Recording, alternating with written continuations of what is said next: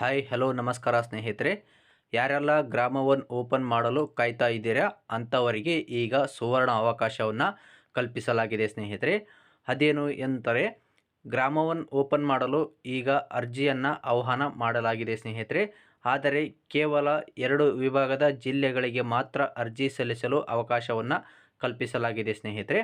So ಅದು ಯಾವ ವಿಭಾಗದ ಜಿಲ್ಲೆಗಳಿಗೆ ಗ್ರಾಮ ಒನ್ ಕೇಂದ್ರ ಓಪನ್ ಮಾಡಲು ಅರ್ಜಿಯನ್ನು ಆಹ್ವಾನ ಮಾಡಲಾಗಿದೆ, ಹಾಗೆ ಇದಕ್ಕೆ ಅರ್ಹತೆ ಏನಿರಬೇಕಾಗುತ್ತೆ, ಇದಕ್ಕೆ ಬೇಕಾಗುವಂತಹ ಅಗತ್ಯವಾದ ದಾಖಲಾತಿಗಳು ಏನು, ಅರ್ಜಿ ಸಲ್ಲಿಸಲು ಕೊನೆಯ ದಿನಾಂಕ ಏನಾಗಿರುತ್ತೆ ಅಂತ ಸಂಪೂರ್ಣವಾದ ಮಾಹಿತಿಯನ್ನು ನಿಮಗೆ ಈ ಒಂದು ವಿಡಿಯೋದಲ್ಲಿ ತಿಳಿಸ್ಕೊಡ್ತಾ ಹೋಗ್ತೀನಿ ಸ್ನೇಹಿತರೆ.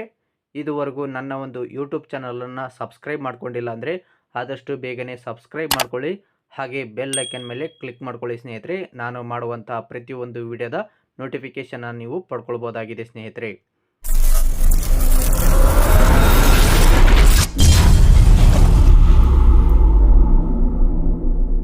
ಬನ್ನಿ ಸ್ನೇಹಿತರೆ, ಈ ಒಂದು ವಿಡಿಯೋವನ್ನು ಶುರು ಮಾಡೋಣ.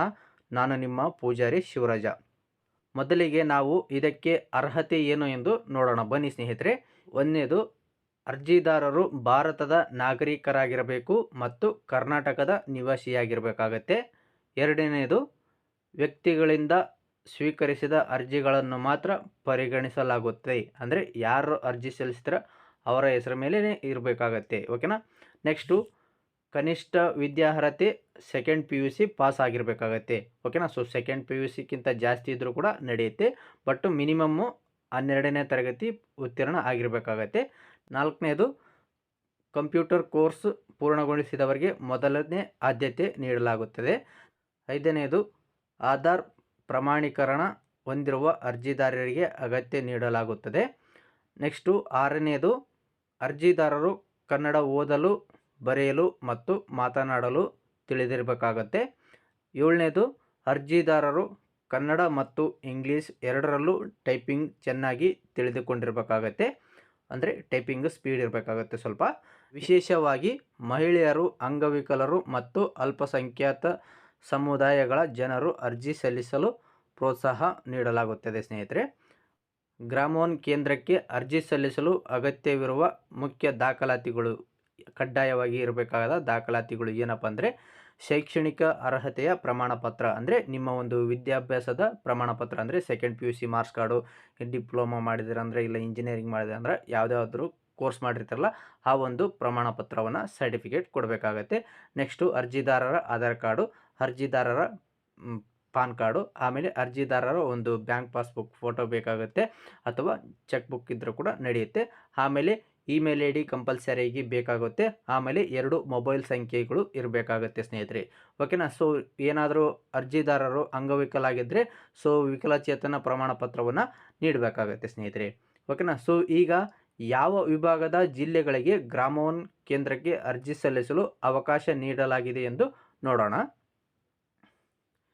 ಈಗ ನಾನು ಪ್ರತಿಯೊಂದು ಜಿಲ್ಲೆಯ ಹೆಸರು, ತಾಲೂಕಿನ ಹೆಸರು, ಹಾಗೆ ಗ್ರಾಮ ಪಂಚಾಯತಿಯ ಹೆಸರು ಹೇಳ್ತಾ ಹೋದರೆ ಬಹಳಷ್ಟು ದೊಡ್ಡದಾಗುತ್ತೆ ಈ ಒಂದು ವಿಡಿಯೋ. ಸೊ ಅದಕ್ಕೋಸ್ಕರ ನಾನು ಇಲ್ಲಿ ನಿಮಗೆ ಚಾರ್ಟ್ ರೆಡಿ ಮಾಡಿ ತೋರಿಸ್ತಾ ಇದ್ದೀನಿ.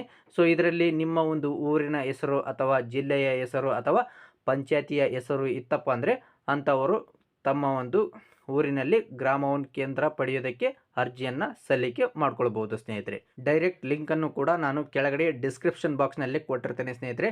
ಅದನ್ನು ಬಳಸಿಕೊಂಡು ನೀವು ಅರ್ಜಿಯನ್ನು ಸಲ್ಲಿಕೆ ಮಾಡ್ಬೋದು. ಓಕೆನಾ. ಈ ಒಂದು ಅರ್ಜಿ ಸಲ್ಲಿಸಲು ಕೊನೆಯ ದಿನಾಂಕ 15/1/2026 ಆಗಿರುತ್ತೆ ಸ್ನೇಹಿತರೆ. ಅಂದರೆ ಜನವರಿ 15ನೇ ತಾರೀಕಿಗೆ ಕೊನೆಯ ದಿನಾಂಕ ಆಗಿರುತ್ತೆ. ಸೊ ಇಷ್ಟರೊಳಗೆ ನೀವೇನಾದರೂ ಅರ್ಜಿಯನ್ನು ಗ್ರಾಮ ಒನ್ ಅರ್ಜಿ ಸಲ್ಲಿಸಬೇಕಂತ ಬಯಸಿದರೆ ಸೊ ಈ ಒಂದು 15ನೇ ತಾರೀಕಿನೊಳಗಡೆ ಅರ್ಜಿಯನ್ನು ಸಲ್ಲಿಕೆ ಮಾಡ್ಬೋದು. ನೀವು ಅರ್ಜಿಯನ್ನು ಸಲ್ಲಿಕೆ ಮಾಡಿದ ನಂತರ ನೆಕ್ಸ್ಟ್ ನಿಮ್ಮ ಒಂದು ಡಿಪ್ಟಿ ಕಮಿಷನರ್ ಆಫೀಸ್ ಅಂತ ಇರುತ್ತಲ್ಲ, ಸೊ ಅಲ್ಲಿ ಹೋಗಿ ನೀವು ಕೊಡಬೇಕಾಗತ್ತೆ. ಅವರ ಹತ್ರ ವೆರಿಫಿಕೇಷನ್ ಆಗಿಬಿಟ್ಟು ಅವರು ಅಪ್ರೂವಲ್ ಮಾಡ್ತಾರೆ ಸ್ನೇಹಿತರೆ. ಓಕೆನಾ. ಈ ಒಂದು ಮಾಹಿತಿ ನಿಮಗೆ ಇಷ್ಟ ಆಯಿತು ಅಂತ ನಾನು ಭಾವಿಸ್ತೀನಿ. ಈ ಒಂದು ವಿಡಿಯೋ ಇಷ್ಟವಾದಲ್ಲಿ ಲೈಕ್ ಮಾಡಿ, ಈ ಒಂದು ವಿಡಿಯೋವನ್ನು ತಪ್ಪದೆ ಎಲ್ಲರಿಗೂ ಶೇರ್ ಮಾಡಿ. ಇದೇ ರೀತಿಯಾದ ಉಪಯುಕ್ತ ಮಾಹಿತಿಗಳಿಗಾಗಿ ನನ್ನ ಒಂದು ಯೂಟ್ಯೂಬ್ ಚಾನಲನ್ನು ಸಬ್ಸ್ಕ್ರೈಬ್ ಮಾಡ್ಕೊಳ್ಳಿ, ಹಾಗೆ ಸಪೋರ್ಟ್ ಮಾಡಿ ಸ್ನೇಹಿತರೆ. ತುಂಬ ಧನ್ಯವಾದಗಳು.